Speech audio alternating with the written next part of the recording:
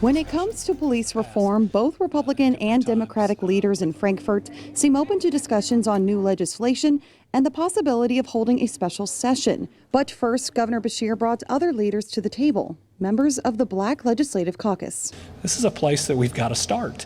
And these are leaders that deserve to be heard, and I want to make sure that that's the first conversation that I have. State Representative and Black Caucus member George Brown Jr. told LEX 18 News yesterday's meeting with the governor was productive, but he declined to go into more detail. Beshear also hasn't revealed exactly what he'd want to see, but he has suggested a special session would depend on agreed upon legislation beforehand. And before we call people in for a $60,000 a day special session, I want to make sure that real progress is possible. Jonathan Bastian is the president of the Lexington FOP Bluegrass Lodge No. 4.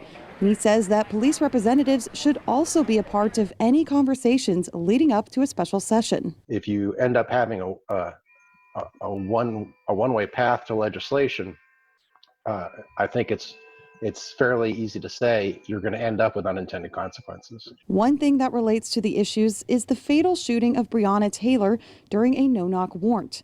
There is bipartisan agreement in Frankfort to get rid of this type of warrant, but Bastian believes doing this could have unintended consequences. I do think it's extremely important to understand that a no-knock warrant is a tool.